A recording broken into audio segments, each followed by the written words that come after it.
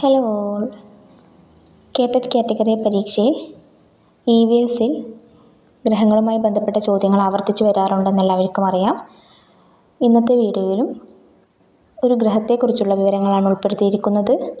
എല്ലാവർക്കും വീഡിയോയിലേക്ക് സ്വാഗതം. സൗരയൂഥത്തിലെ ഏറ്റവും വലിയ ഗ്രഹമായ വ്യാഴത്തെക്കുറിച്ചുള്ള വിവരങ്ങളാണ് ഈ വീഡിയോയിൽ ഉൾപ്പെടുത്തിയിരിക്കുന്നത്.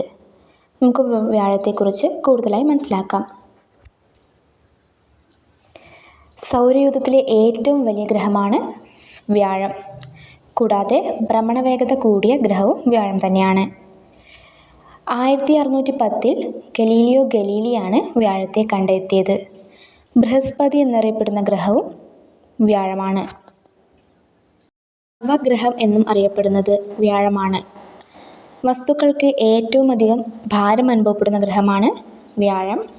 ഗുരുത്വാകർഷണം ഏറ്റവും കൂടുതലും വ്യാഴത്തിലാണ്. ഏറ്റവും കൂടുതൽ ഉപഗ്രഹങ്ങളുള്ള രണ്ടാമത്തെ ഗ്രഹമാണ് വ്യാഴം. 92 ഉപഗ്രഹങ്ങളാണ് വ്യാഴത്തിനുള്ളത്. വ്യാഴത്തിൻ്റെ 4 ഉപഗ്രഹങ്ങളെ കണ്ടുപിടിച്ചത് ഗലീലിയോ ഗലീലിയാണ്. ഗലീലിയൻ ഉപഗ്രഹങ്ങൾ എന്നറിയപ്പെടുന്നത് ഗാനിമീഡ്, കാലിസ്റ്റോ, അയോ, യൂറോപ്പ എന്നിവയാണ്. സൗരയൂഥത്തിലെ ഏറ്റവും വലിയ ഉപഗ്രഹമാണ് ഗാനിമീഡ്.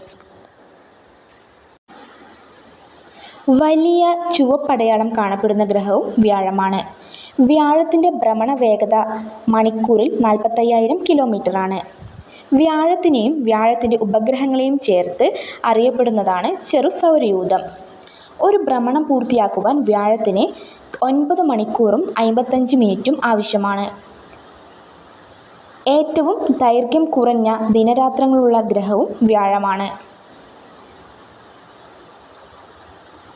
ഏറ്റവും കൂടുതൽ പലായന പ്രവേഗം ഉള്ള ഗ്രഹം വ്യാഴമാണ്.